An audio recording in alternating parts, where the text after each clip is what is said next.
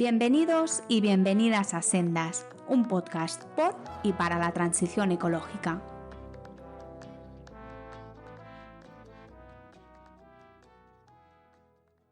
Buenos días, buenas tardes o buenas noches. Soy Pablo Rodríguez Ros y hoy tenemos con nosotros en Sendas a Julián Claramunt y a Guillermo Betzina. Ambos son politólogos, son mallorquines y son miembros del colectivo Passes Perdudes. Hola, ¿qué tal? ¿Cómo estáis? Buenas tardes. Hola, ¿qué tal? ¿Cómo estás? Bueno, lo primero, que nos contéis un poco qué es eso de Passes Perdudes.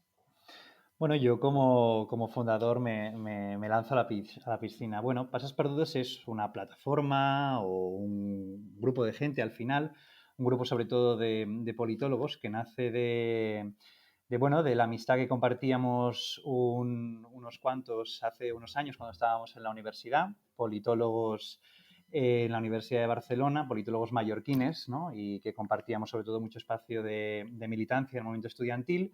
Y ya en aquel momento teníamos la idea de montar alguna cosa, alguna plataforma, algún portal para Baleares. El diagnóstico era que faltaba para nuestra comunidad, para nuestro archipiélago, faltaba un espacio de análisis político desde una perspectiva un poquito más rigurosa, tal vez un poco académica, pero siempre en un tono muy, muy divulgativo, ¿no? Pensábamos que a lo mejor a nivel de prensa esto se quedaba mucho en el análisis prácticamente como de sucesos, ¿no? Y faltaba una parte más de diagnóstico y de análisis un poco más trabajado. Y yo creo que es un poco más o menos el mismo espíritu que tiene Sendas, ¿no? Desde otro espacio, ¿no? Pero el de hacer en tono de divulgación, ¿no? A lo mejor una cosa un poquito, para que llegue a todo el mundo, pero desde la perspectiva también de expertos y de gente con recorrido en la academia o especialistas, ¿no? Y la verdad es que estamos muy contentos, ha salido muy bien, llevamos ya 2 años y la verdad es que en el mundo de gente interesada en política en Baleares, que es pequeñín, ¿no? Pero la verdad es que los resultados están siendo muy buenos. Nos han llamado desde el principio a medios de comunicación. Estamos consiguiendo meter ciertos temas en agenda incluso, que vamos, es un objetivo absolutamente increíble.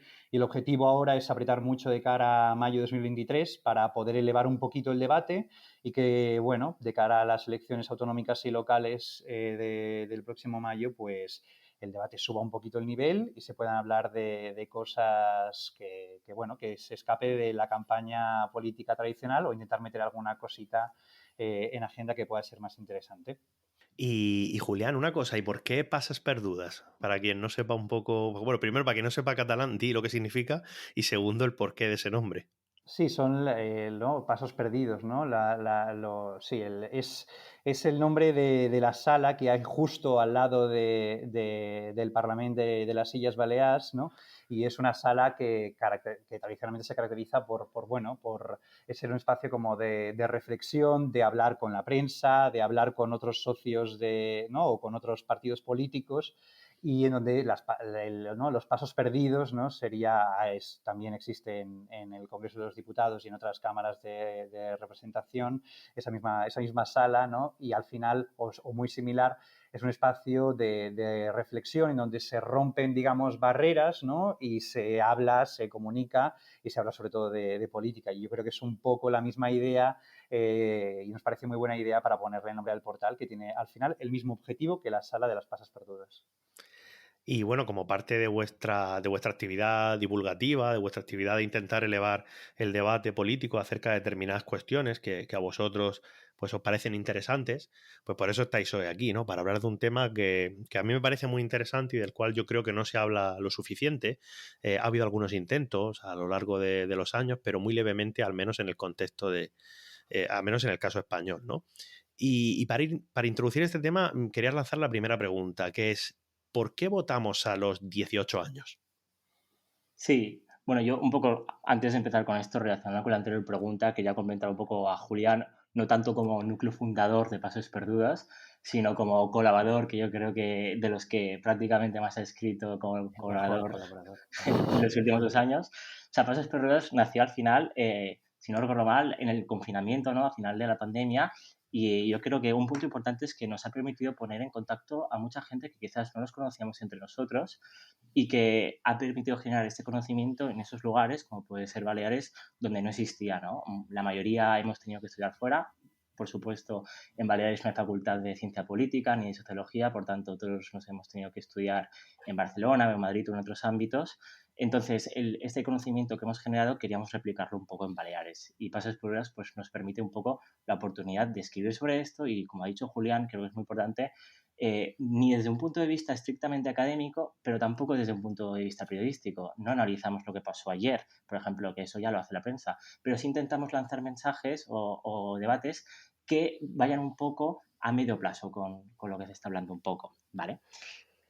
Respondiendo ahora a la pregunta un poco que nos hacías, ¿cómo hemos llegado a esto del voto a los 18 años, ¿no? Al final, Pasos Perros está formado sobre todo por gente bastante joven y siempre intentamos tocar aquellos temas relacionados con la juventud. Y desde luego el voto a los 16 años es uno de ellos, el voto joven. Para responder a esta pregunta inicial, Pablo, creo que es inevitable enlazarlo con la propia historia del sufragio. Hay que, bueno, vincularlo con la historia del sufragio un poco desde que empezaron las revoluciones liberales, la Revolución Francesa, ¿no? Ya en el siglo XVIII, poco a poco, pues estamos hablando de una ampliación de derechos, ¿no? Un derecho tan fundamental en una democracia como el derecho a la participación política, que no solo es electoral, pero que la participación política electoral es de las más importantes, ¿no? Entonces venimos en el siglo XIX con un largo proceso de sufragio que va censitario, que se va ampliando un poquito más en función de la riqueza, en función de las profesiones. Entonces hay muchos tiras y aflojas en España, por ejemplo, a lo largo del reinado de Isabel II. Entonces llegamos a un punto en el que el sufragio se situaría a los 25 años.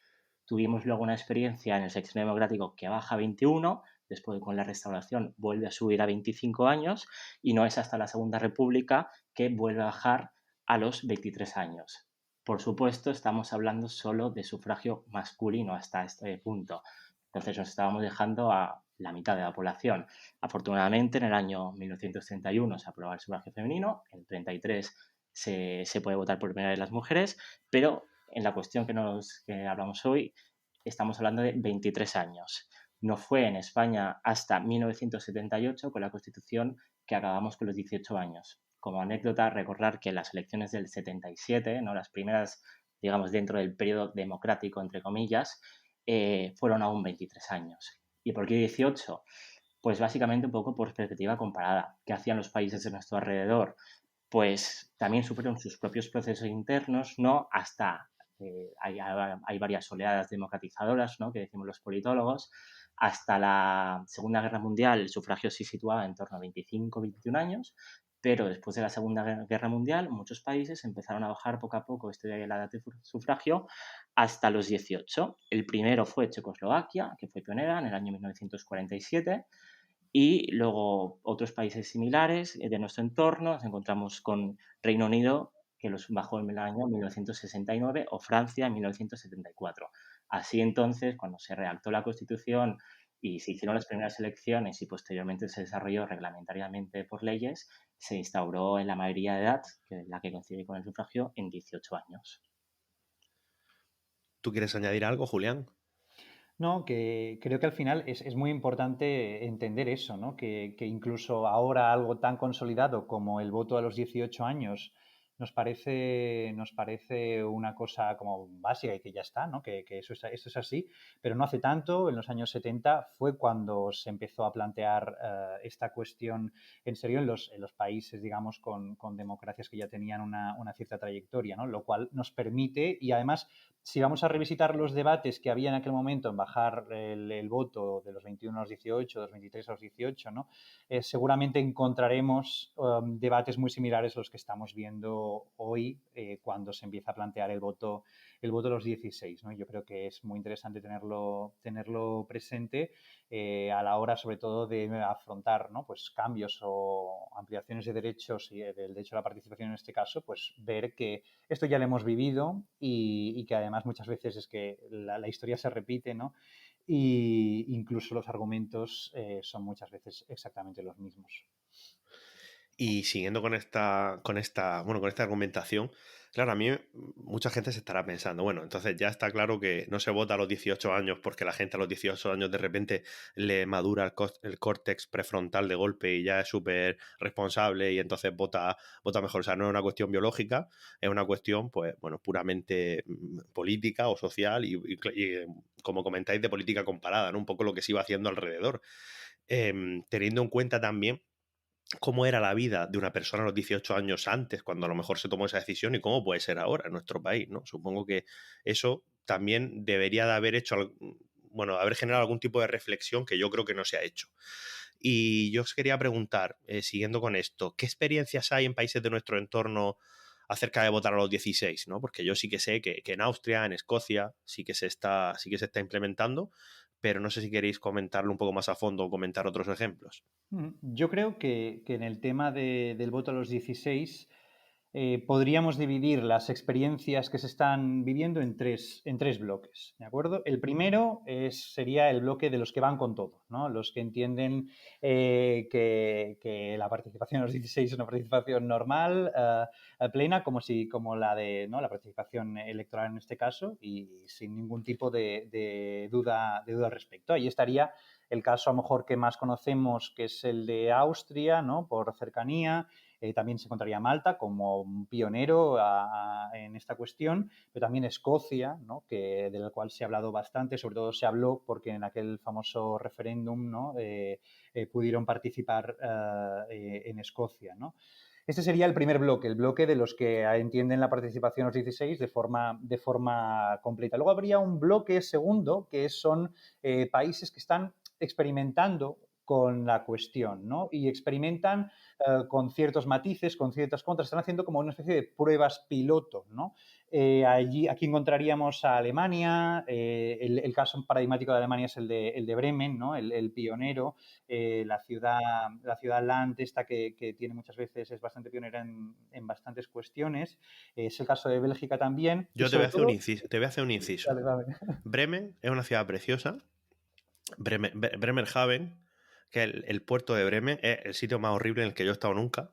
Entonces, simplemente por aclarar que si alguien viaja allí, que no se confunda, y si van a Bremen, vayan a Bremen, vean los músicos, que hay una estatua muy chula y tal, pero que no vayan a Bremerhaven porque es el sitio más feo de Europa y lo digo al menos que yo haya visto. Te sorprenderá, Pablo, porque yo caí en esa treta, absolutamente en mi Interrail, caí en la treta de pasar un día a Bremen y el día siguiente me nos quedaba suelto y caímos en la trampa absoluta y fue el peor día de Interrail absolutamente. Allí hay un centro de investigación marina que es posiblemente el mejor de Alemania, que es el Alfred Wegener Institute, y yo creo que lo pusieron allí un poco con intención de repoblar, de que al menos allí se fuera alguien. Entonces hay un campus científico que es prácticamente todo el puerto. Pero, por si acaso, bueno, ya hay dos opiniones, o sea, no vayáis a Bremerhaven. Y perdona, ibas por Bélgica. Por Dios, no, pero es mucho más importante esto, es mucho más importante. Entonces, este sería el segundo bloque, los países que están experimentando, sobre todo lo hacen con elecciones que en la ciencia política le llamamos de segundo orden. Son elecciones que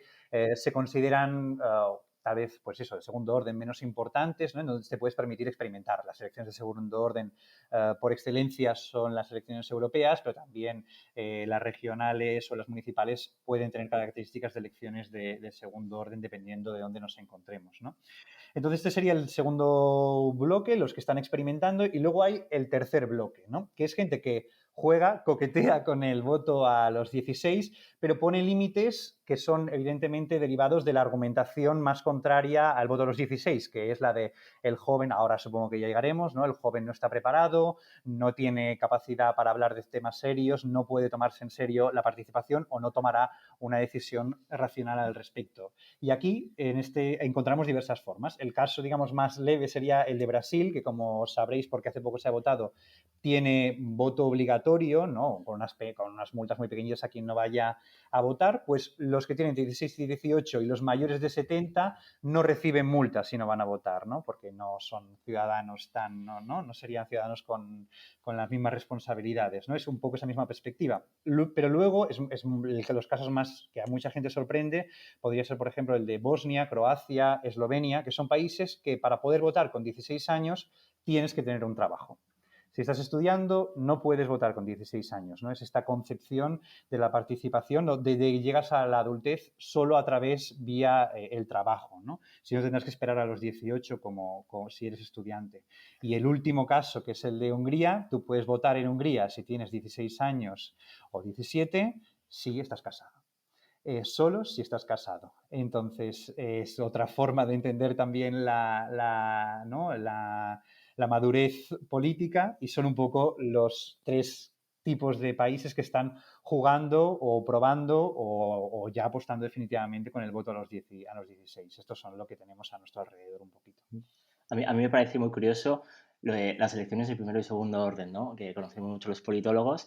Parece que seres más maduro quizás para votar en unas elecciones europeas o en tu municipio, pero no para tu estado, ¿no? Entonces, ¿cómo se aguanta esto? Es difícil, ¿no? Un poco de argumentar por qué en un nivel territorial sí y en otro no. Y como Julián ha dicho, ¿no? Un poco parece ser que se tiene menos miedo, ¿no? Al resultado de lo que pueda salir. Y un poco enlazando con esto, lo del miedo, ¿no? La mayoría de estudios, ¿no? Por ejemplo, en esos países europeos como Austria, ¿no? Donde ya se han podido hacer estudios empíricos sobre los resultados, se desmiente la falsa creencia de que los jóvenes votan a opciones más radicales o que, bueno, más bien dicen que tienen un comportamiento más centrípeto. No se ha detectado efectivamente un comportamiento a los bordes un poco del espectro ideológico. Pero también quiero preguntarme, ¿y si lo tuviera el resultado a los bordes del espectro ideológico, qué pasaría? Porque al final, cuando tú amplias el derecho a voto, lo haces para mejorar un poco la representación del conjunto de la sociedad, asumiendo que las preocupaciones de estos jóvenes de 16 a 18 años también pueden ser un poquito distintas, que no es el caso, pero ¿y si lo fuera? No entiendo tampoco un poco ese miedo que existiera. No, sí, es bastante interesante desde el punto de vista de la perspectiva generacional, ¿no? Por ejemplo, o más que generacional, en el caso de España, desde la perspectiva demográfica, ¿no? Ahora tenemos una población súper envejecida que vota de una manera y una población más joven que sí que sabemos que vota de manera diferente, ¿no? Entonces, ¿por qué una cosa es más legítima que la otra, ¿no? O por qué se puede ampliar, porque hay otra gente que dice que hay gente incluso contraria que la gente tan joven vote. Cuando digo joven me refiero a 18 años, ¿no? Gente que dice, no, es que al final hay que recortar por aquí. Y luego hay otra gente que dice, a partir de los 65 años no se podría votar. Y esto hablo de comentarios totalmente de barra de bar, pero sí que se escucha mucho. Por ejemplo, con el voto a los 16 años, las pocas veces que yo lo he visto públicamente debatir, ¿no? Se argumenta, madre mía, pues tú no, es que no has visto cómo es la gente a los 16 años, ¿no? Y claro, yo, o a los 17, ¿no? Y yo he sido profesor en la universidad y cuando hacía el doctorado y le he dado clase a gente de 18 años, y yo sinceramente no sé qué les pasa en la cabeza a los 17 o los 18, no les pasa nada, si son los mismos que antes del verano, o sea, son los mismos que antes de empezar la universidad y piensan exactamente igual, ¿no? De hecho, hay estudios, yo sí que estuve leyendo en su momento estudios de este tema, y había un estudio de Estados Unidos que demostraban que no había diferencias significativas, no ya en el sentido de voto 16 respecto a 18 o 20, sino incluso en las preocupaciones políticas no cambiaban. O sea, es que estadísticamente no era significativo. O sea, es que no había prácticamente cambios, ¿no? Entonces, ¿dónde está este problema, no? ¿Dónde está el problema en hacer esto? Y ya os quería preguntar, ya para ir un poco más a lo concreto, ¿no? ¿Se podría votar a los 16 años en España y en las Illes Baleares? ¿Se podría? ¿O es algo que a lo mejor alguien piensa que no se puede constitucionalmente, o es una cosa imposible, o es algo que nos quieren imponer las élites y Greta y de este tipo de gente?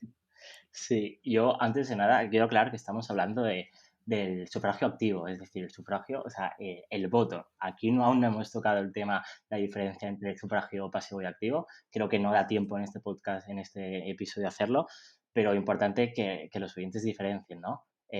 Porque en muchos países el sufragio pasivo, es decir, el ser votado, ser representante, la edad es mucho más elevada. Quiero dejar algún dato importante que, por ejemplo, en Estados Unidos para ser senador tienes que tener mínimo 30 años y para ser congresista mínimo 25. O en Chile o en Estados Unidos para ser presidente tienes que tener mínimo 35 años. Fue el caso de Boric, que estuvo a punto en las recientes elecciones para ser elegido. Por tanto, hablando del sufragio pasivo, es mucho más elevado. Afortunadamente en España y en la mayoría de países de nuestro entorno es 18, pero no en todas partes es así. Pero yendo un poco a la pregunta, hablando en sufragio activo, ¿no? El derecho a votar, el derecho a elegir, a votar en unas elecciones. ¿Es posible en España? Sí, es perfectamente posible y no solo es posible, es constitucional, porque hay una falta de creencia de que la Constitución no lo permite, ¿no? Pero la Constitución no dice la edad de voto en concreto. O sea, en la Constitución dice en su artículo 12 que la mayoría de edad se sitúa a los 18 años, pero es la ley electoral, la LOREC, la Ley Electoral de Régimen Común, realizada en 1975, donde establece que la edad de voto coincide con la de mayoría de edad. Ahora bien, esa misma ley electoral, en vez de poner este redactado, podría poner que la edad de voto es a los 16 años. Estamos hablando al final de un derecho de participación política. Ejemplos que dicen, o sea, ejemplos recientes que ilustran que es posible. En las últimas elecciones, el pacto de gobierno, el actual gobierno de coalición progresista, incluye en su programa de gobierno, textualmente cito, como la posibilidad de estudiar y abrir el debate para votar, para rebajar la edad de voto a los 16 años. No es tan explícito como el programa de algunas fuerzas políticas, como Unidas Podemos, que sí que lleva el voto a los 16 explícitamente, pero el propio pacto progresista sí dice esta posibilidad. Otro elemento más recientemente, en mayo se aprobó la Estrategia de Juventud por el conjunto del Gobierno, donde se recoge, ¿no?, una estrategia a 8 años vista, hasta 2030, la posibilidad efectivamente de rebajar la edad de voto a los 16 años y, como curiosidad, el sufragio pasivo lo sitúa en 17 en esta Estrategia de Juventud adoptada por el Gobierno. Y ha habido intentos en el Congreso de llevarlo. Ha habido varios intentos en los últimos años. Hubo un intento en el año 2016 que no salió adelante. El Partido Socialista sí que votó a favor en este punto. Hubo un intento en el año 2020, pero que finalmente no llegó a la Cámara porque se acordó enmarcarlo en la creación de una comisión constitucional, que es lo que dice el pacto de gobierno, que se podría estudiar rebajar la edad de voto, pero a través de una subcomisión que está estudiando la electoral dentro de la Comisión Constitucional del Congreso de los Diputados, ¿no? Es un poco lioso todo, pero es el argumento por el cual el Partido Socialista decidió votar no este septiembre, creo que fue, a ampliar la edad de voto, a bajar la edad de voto a 16 años, porque, como dice el pacto de gobierno, y es verdad que lo pone, es mejor abordarlo desde su punto de vista en esta comisión más que estudiar la reforma electoral de manera más amplia.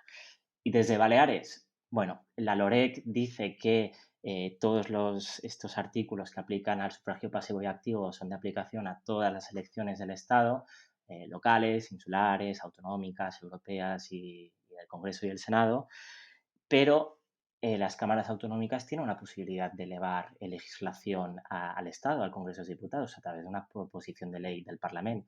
Por tanto, una posibilidad, como de hecho yo apuntaba en un artículo reciente que publiqué en Pasos por Dudas, es que el Parlamento Balear elevara esta proposición de ley con dos opciones: o bien cambiar la edad de voto a los 16 en la LOREC, cambiar el redactado, o bien permitir que las comunidades autónomas, en el ejercicio de sus competencias, haría falta alguna modificación más, alguna disposición de la LOREC, permitir que puedan elegir la edad de voto en un rango, pueda ser, por ejemplo, entre los 16 y 18, y a partir de ahí cada comunidad establecida. Baleares ha sido bastante pionera e innovadora en algunos asuntos electorales, como puede ser las listas cremallera, también podría ser pionera en esto, desde mi punto de vista.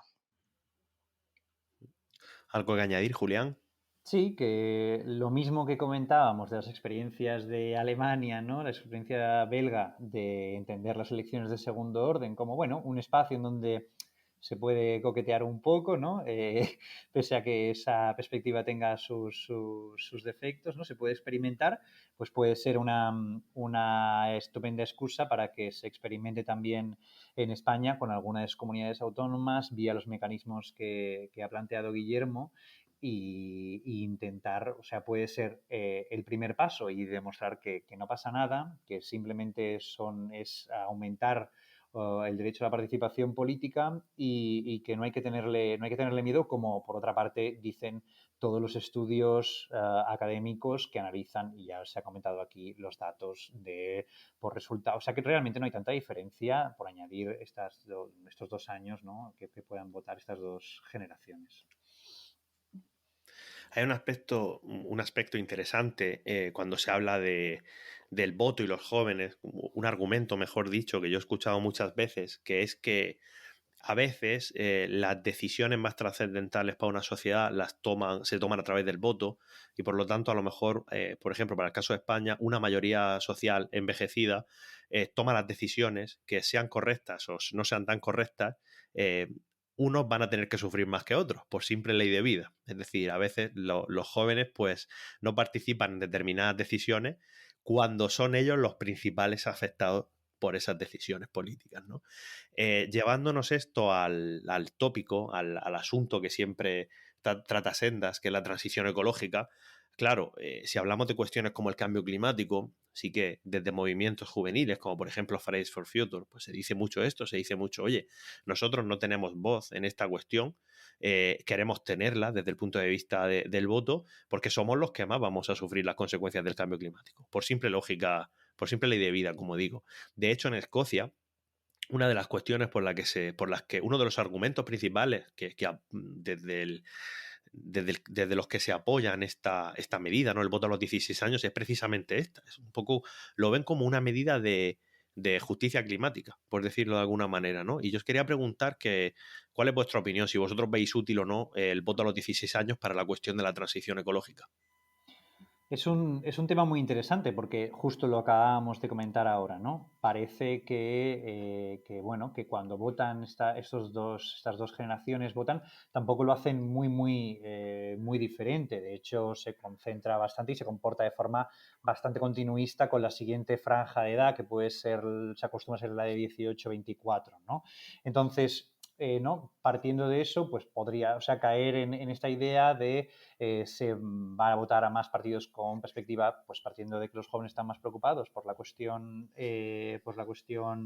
del ecologismo, ¿no? Pues probablemente lo pongan más encima de la mesa o voten a partidos que defiendan más esa perspectiva. Y yo no lo engancharía tanto por el voto de los jóvenes, sino por el esfuerzo que tienen que hacer los partidos para seducirlos, ¿no? Es decir, a lo mejor no es tanto que los jóvenes vayan a votar de esa forma, porque luego hay muchísimos factores que influyen sobre el voto y no solo existe la edad, ¿no? Normalmente la influencia familiar, no solo entre los jóvenes, sino en general, la tradición es el que tiene el peso mayor para explicar el voto, ¿no?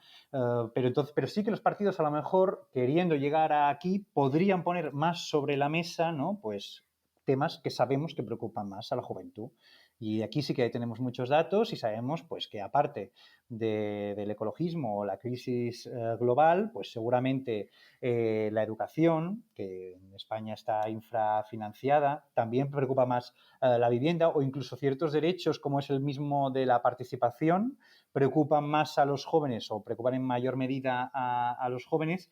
Y los partidos podrían querer poner más en agenda o hacer propuestas más detalladas o tomar medidas más valientes en esta perspectiva, ¿no? Entonces, no es tanto que los jóvenes vayan a votar más a partidos ecologistas o partidos verdes o partidos que tengan perspectiva verde, sino que a lo mejor los partidos se hacen verdes para seducir a los jóvenes, ¿no? Entonces, yo creo que esa puede ser un poco lo que puede aportar el voto joven, el voto a los 16 a la transición ecológica.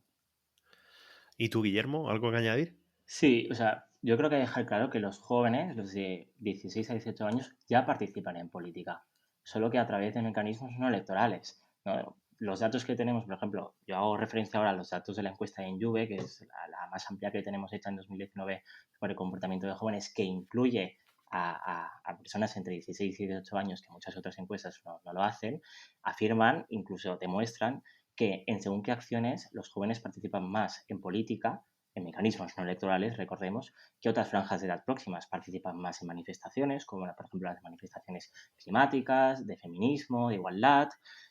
Y por lo tanto, lo único que les falta, digamos, para complementar este derecho de participación política es poder votar. Efectivamente, yo creo que los jóvenes sí que tienen unos intereses distintos, un poco diferentes a los de la media de la población. Las mismas encuestas estas nos dicen que están más preocupados por los valores postmateriales. Primero, como ha dicho Julián, el trabajo, educación, son las primeras preocupaciones, pero sí destacan bastante por encima en valores pues, materialistas, como el cambio climático, como la igualdad, como por ejemplo también los derechos de los animales. Vale. De hecho, por aportar un dato, Esta encuesta dice que el 47% de los jóvenes menores de 29 años sitúan entre un 9 y un 10 la preocupación por el cambio climático, cuando el resto de la sociedad, digamos, es un 17%. Por tanto, podemos afirmar que la conciencia de los jóvenes por retos relacionados con el cambio climático, la transición ecológica, es mucho más elevada. La ampliación de voto a esta franja de edad, sin duda alguna, contribuiría a poner sobre la agenda de partidos políticos, no sobre la agenda mediática, porque gracias a estos mecanismos de participación electoral de los últimos años está puesto sobre la agenda mediática la cuestión climática, pero al menos permitirá incorporar a los partidos políticos estas preocupaciones específicas de ese segmento. Un poco romper esta brecha generacional, ¿no? Se dice muchas veces de que los partidos políticos hacen políticas para los mayores de 60 años porque al final son los que más les votan. Y sí, en parte es cierto. La incorporación de los jóvenes entre 16 y 18 años abriría un poquito más, no es una solución mágica, pero permitiría al menos darles la oportunidad de completar este derecho. En España se podría incorporar unos 900.000 votantes. Sabemos que no votarían todos y que la abstención probablemente sería elevada, pero al menos se les daría esta oportunidad para poder al menos participar electoralmente en esta democracia representativa y mejorar un poco la vinculación con el propio sistema de partidos, con la calidad democrática, etcétera. Claro, el voto a los 16 años, por esto que estáis comentando precisamente, muchas veces se incluye como una propuesta o como una medida de aquellas que se conocen como medidas para las generaciones futuras o políticas para las generaciones futuras. No solamente es el voto a los 16 años, hay otras. Y no sé si nos podrías contar un poco más acerca de estas políticas para las generaciones futuras para que se involucren más en la transición ecológica. Es complicado a nivel de participación, A nivel de participación, encontrar una medida como puede ser, a lo mejor se os ocurre alguna más, ¿no? Pero una medida que pueda activar tanto, que pueda ser tan evidentemente de aumentar la participación, en este caso participación electoral, como el voto de los 16. Y yo creo que para seguir movilizando, para generar movilización de este sector más joven, pero que este sector que tiene unas características y unas preocupaciones tan diferentes, el punto clave o el factor diferencial no es tanto a lo mejor alguna propuesta o algún cambio legislativo o alguna modificación de nuestro sistema, sea el que sea, ¿no? Sino es sobre todo desestigmatizar la perspectiva que tenemos de los jóvenes a la hora de participar en política o en la arena pública, sea de la forma que sea. Como, por ejemplo, Greta, por ejemplo, cualquier joven que quiera participar, que recibe un estigma, como otras variables también generan ese estigma. Y yo ahora, preparando el podcast justo antes de entrar, de hecho, pues lo que he hecho, estaba esperando y he dicho, voy a googlear voto a los 16, ¿no? Y lo primero que me ha salido, a lo mejor es porque mi algoritmo es así, ¿no? Pero es un artículo de La Información que hablaba sobre el voto de los 16. No conocía la información antes, ¿vale? Pero os leo un poco, ni siquiera me he apuntado ni quién lo ha escrito, pero bueno, os leo un poco, ¿no? Un párrafo de lo que le decía, ¿vale? A los 16 años se es demasiado joven para ser emocionalmente objetivo y por lo tanto se es psicológicamente vulnerable. No solo eso, el voto joven podría proponer iniciativas peligrosas. Los jóvenes son incapaces de tomar decisiones políticas responsables porque carecen del conocimiento político necesario. Los jóvenes son muy vulnerables a las influencias y su voto puede comprarse fácilmente. Claro, es absolutamente el paradigma, ¿no? que nos puede evocar a muchas otras cosas, como por ejemplo lo que sucedió durante la pandemia y el estigma de los jóvenes como los principales transmisores, con sus fiestas, con su tal. Al final, yo creo que la clave es entender, respetar la participación y respetar al joven que quiere participar en política y entender que va a tener una agenda diferente, pero como lo tiene también cualquier otra variable, como puede ser la propia variable género, aparte de la variable ideología, la variable clase, la variable origen, ¿no? Pero esas variables no se estigmatizan tanto a la hora de participar en política, pero en cambio el joven sí que lo tiene más complicado, porque el joven que levanta la voz, el joven que habla, y el caso de Greta es paradigmático, mejor que se acalle. Entonces, como mejor manera de generar participación política y de entre los jóvenes y entre estas generaciones que suben, yo creo que más que legal, más que cualquier tipo de iniciativa de ese tipo, sobre una iniciativa normativa, la principal es desestigmatizar su participación a todos los niveles.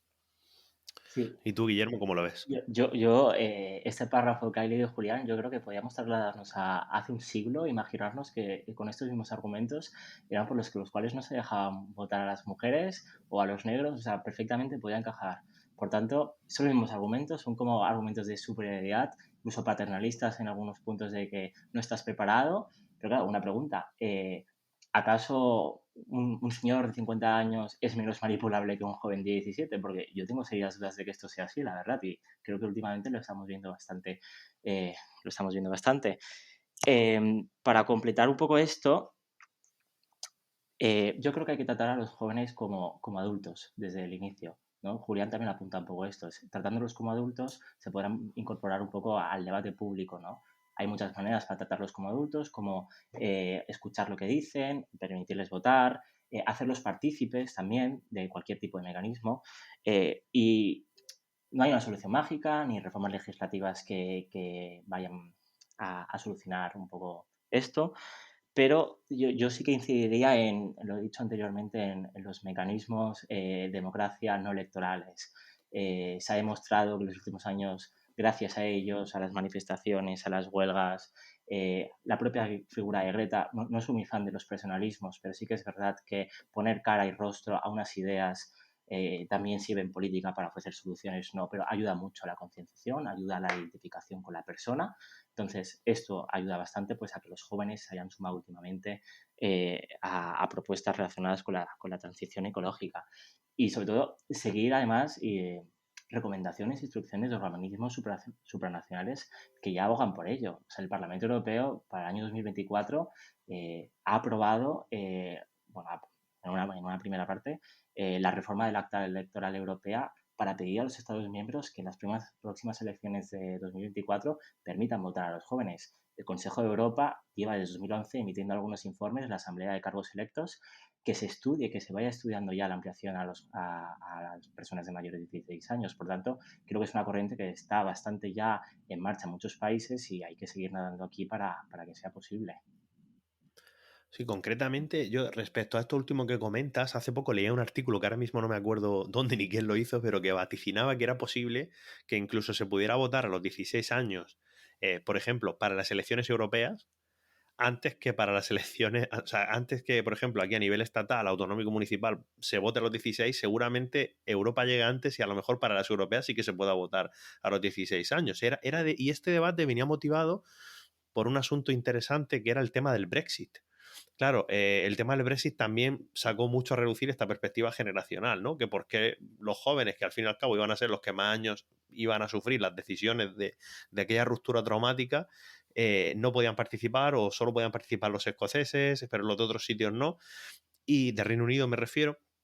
Y eso lo trasladaban también a la toma de decisiones en la Unión Europea, ¿no? Entonces yo creo que eso es bastante posible que llegue a pasar, ¿no? Al menos si no se logra un consenso suficiente o un acuerdo lo suficientemente grande como para poder llevar eso a cabo. Y ya para ir acabando, me gustaría que nos recomendarais algún libro, alguna película, alguna serie, algún evento, algún artículo. Vamos a incluir ya el artículo de Pases Perdudas de este tema, por lo tanto, eso no vale como recomendación, os tenéis que inventar otra cosa. Y yo voy a recomendar un libro que se llama Necesidad de una política de la tierra, emergencia climática en tiempos de confrontación, que es de Anchón Olave. Así que, ¿qué recomendáis vosotros? Pues si queréis empiezo yo. Yo voy a recomendar, que seguro que lo conocéis, La democracia es posible, que es sobre el sorteo cívico y de liberación para rescatar el poder de la ciudadanía. Creo que, aunque no trate directamente, es de Ernesto Ganzúa y de Arantxa Guimarães. Ganuza. Hostia, perdón, Ganzúa, madre mía, aquí la influencia.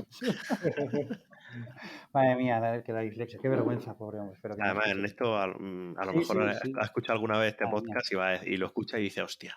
Qué vergüenza. Bueno, Qué mal. da igual, no pasa nada. Disculpa, Ernesto. Entonces, nada, no, creo que va muy a colación. Ganzúa es porque abre la democracia, ¿no? Por la fuerza, Abre la como con una democracia. ganzúa, ¿no? En realidad debería cambiarse el apellido. En verdad le vendría mejor llamarse Ganzúa. Debería llamarse Ganzúa. Y yo creo que se ha equivocado, de hecho. Sí, yo creo que En está cualquier mal el caso, libro. Yo creo que en realidad se llama Ganzúa, ¿eh? en cualquier caso, En cualquier caso, es un libro que rima ya no solo con la participación de los jóvenes, sino la participación política en general. Abre y explora, yo creo que de forma bastante entendible para todos los niveles, la cuestión del sorteo cívico y de los procesos deliberativos. Y además creo que rima perfectamente con el momento que estamos viviendo en Baleares, que está justo ahora empezando la primera asamblea por el clima, la de Mallorca. Entonces, bueno, para desearles un poquito también de buena suerte y muchos aciertos en sus conclusiones y en los trabajos que vayan a realizar estas semanas, pues la recomendación de La democracia es posible de nuestro buen amigo Ernesto Ganuza. Y Arantxa Mendiara. Y Arantxa Mendiara. Que ya, o sea, no simplemente le cambia el apellido, sino que te olvidas de la mujer. No, me lo he dicho antes, por Lo favor, has dicho por antes, Dios. pero ahora al final no. Pero como no Madre tiene mía. 16 años, pues no tiene... Es que claro, todavía no, todavía el Exacto. corte prefrontal todavía no está funcionando a pleno rendimiento. Madre ¿Y mía. tú, Guillermo? Sí, yo ahora enlazando un poco con esto que ha asombrado la Asamblea por el Clima de Mallorca, es otro mecanismo por el cual también se puede incentivar a los jóvenes a participar, ¿no? De hecho, tengo entendido que incluye a los jóvenes de 16 años y no solo los incluye, sino que además, corrígeme Pablo si no, los sobrerepresenta un poco, por tanto, va a favor un poco de meterlos un poquito más en la composición de esta Asamblea, ¿no? Es otro mecanismo. Del libro, yo algo totalmente distinto, ya sabéis que a mí me gustan más los datos y los informes y todo esto, he nombrado bastante. Yo para cualquier persona que quisiera profundizar un poco en socialización política de jóvenes en España, la verdad es que el informe de la juventud publicado en el año 2020 es completísimo, son 400 páginas, más de 15 temas, 15 temas que se pueden leer muy rápidamente distintos. Trata temas de socialización, de por qué participan, cómo participan, no solo de política, también en otros ámbitos. También tiene apartados especiales sobre cambio climático, por cierto. Por tanto, si alguien quiere buscar llenarse de argumentos y de datos a favor de investigar un poco sobre la participación de los jóvenes en política, especialmente defender el voto de los mayores de 16 años, yo le recomendaría una ojeada a este informe. Pues muchísimas gracias. Sí, decías que te corrija porque yo he estado participando en la elaboración, en el diseño preliminar, ¿no? de la Asamblea Ciudadana por el Clima de las Islas Baleares, que primero se va a hacer en Mallorca, y efectivamente nosotros lo que hicimos con la gente de 16 años era una sobrerepresentación. Lo que nosotros proponíamos es que como la pirámide demográfica está invertida en nuestro país, bueno, pues que hubiera más sobrerepresentación de los jóvenes que de la gente más representada, que suelen ser las generaciones, pues sobre todo a partir de los 50 años, ¿no? Y entonces que en vez de una pirámide invertida, pues fuera una suerte de pirámide, que no fuera una pirámide, fuera una cosa recta. No, todas las generaciones, todas las cohortes, ¿no? que llamáis vosotros correctamente, todas las cohortes contribuyan proporcionalmente más o menos lo mismo, ¿no? Y de esta manera pues salen beneficiadas las más jóvenes, ¿no? Que es una manera pues de, bueno, al fin y al cabo, pues en la asamblea que lo que se propone es hacer recomendaciones a las distintas instituciones política, en este caso el Consejo de Mallorca, el Gobierno de las Islas Baleares, pues que los jóvenes pues tengan ahí un poco más de voz de la que normalmente tienen por participación de voto directo en política institucional. Y ya lo último que os quería preguntar para acabar es que le digáis a la gente pues dónde os puede encontrar. Bueno, pues nos puede encontrar sobre todo en Twitter, como buenos politólogos ahí estamos. Sobre todo Pasas Perdudas, no tiene mucha pérdida, veréis un loguito verde con tonos que están muy, muy de moda ahora también en la comunicación política. Entonces, os invitamos a que nos sigáis y que, bueno, tanto si sois de Baleares como si no, yo creo que hacemos temas que son bastante interesantes. Sabemos que nos sigue gente también de fuera, entonces, pues bueno, que nos sigan sobre todo en Twitter y también tenemos canal de YouTube. Estamos empezando a hacer ahora entrevistas a candidatos y candidatas para 2023 y nada, pues que los pueden encontrar en estos dos espacios. Desde luego, en Pasos Perdudos, y no solo a nosotros dos, sino también a muchos más compañeros que también están escribiendo ahí, no solo politólogos, también hay sociólogos, antropólogas, geógrafos, un poco complementando un perfil, y en Pasos Perdudos, pues al menos para informarse sobre estos asuntos de Baleares, es, bueno, el portal ideal. Y luego en Twitter, en los sitios personales, pues obviamente compartiendo de vez en cuando el tiempo nos permite nuestras reflexiones. Sí, hasta yo coescribí un artículo en Pasos Perdudas que está por ahí. O sea que dejan entrar a cualquiera. No, pero está muy bien. Yo recomiendo que lo leáis y que sigáis su actividad y las entrevistas de los candidatos y candidatas a las elecciones autonómicas aquí a nivel enclave balear o enclave insular, mejor dicho también, son muy, muy interesantes. Así que nada, daros las gracias por haberos pasado por aquí y desear que no sea la última vez. Muchísimas gracias. A ti, Gracias a Pablo. ti, Muchas Pablo. gracias. Hasta luego.